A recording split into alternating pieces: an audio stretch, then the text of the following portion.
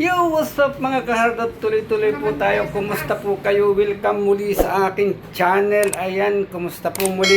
Ito pa rin at your service sa pangalawang location. Dito naman po tayo sa apartel sa second floor ng bahay ng aking may bahay. Shoutout naman, isang shoutout naman dyan. Shout out! Ayan, shoutout daw po. Ayan. At ang atin po gagawin dito, as usual, maglalagay na naman tayo at magpapaganda na naman tayo ng mga anik-anik dyan. Yan, tatakloban na yan.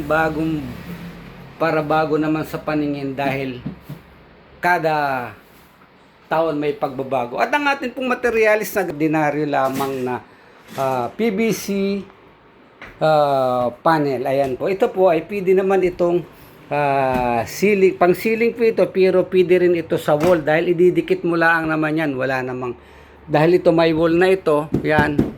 Kung may mga plywood dyan, pwede po nyo yan dikitan. Kung ganyan ang mga wall, dikitan nyo ng wall panel para kung mabago man kayo sa inyong paningin, yan po ay nakakaganda at nakakasigla ng ating pangangatawan pag nakikita po natin ang ating kwarto.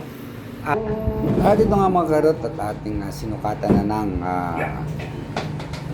flashing grip sa ilalim. Yan, pangilalim po yan. At itong area na ito para po naman mas maayos at maluwas sa paningin ang ating ikakabit na wall panel. Tuloy-tuloy po tayo sa ating panonood dito sa aking gagawin ito hanggang matapos ang video. Ipakipanood po natin at mag-comment lang po sa ibaba. Ito po ang aking gagawin sa araw na ito. Tuloy po tayo sa ating panonood.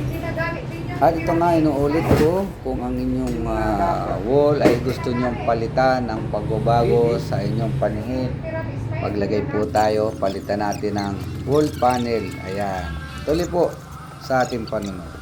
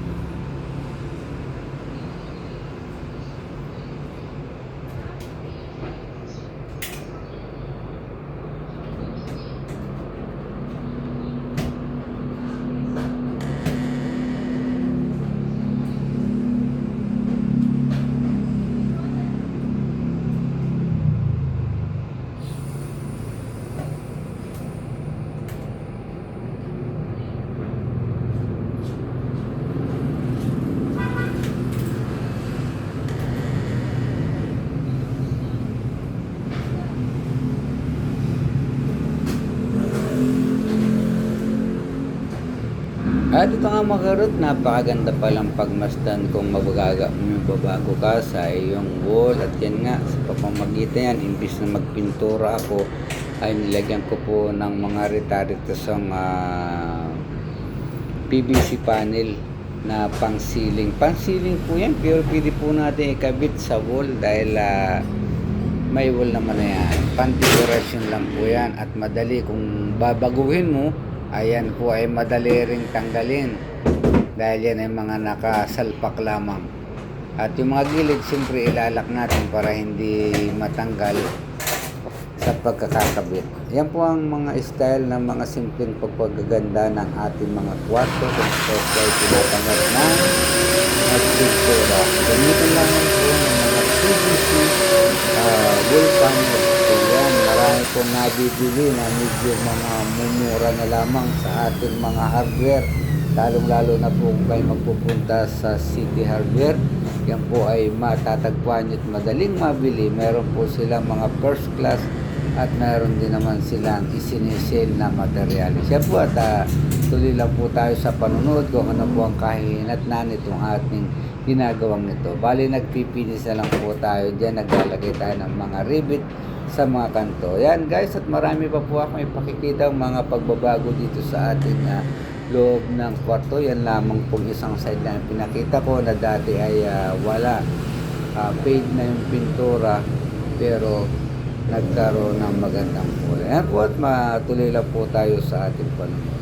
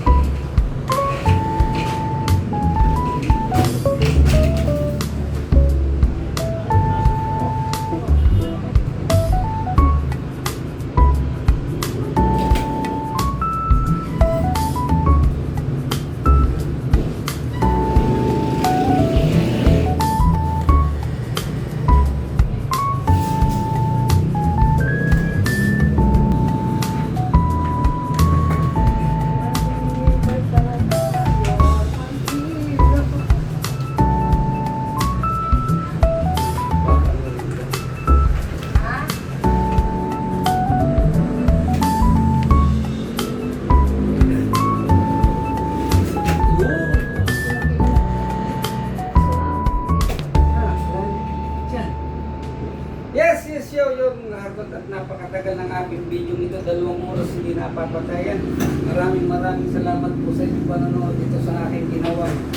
Yan sa aking maraming salamat.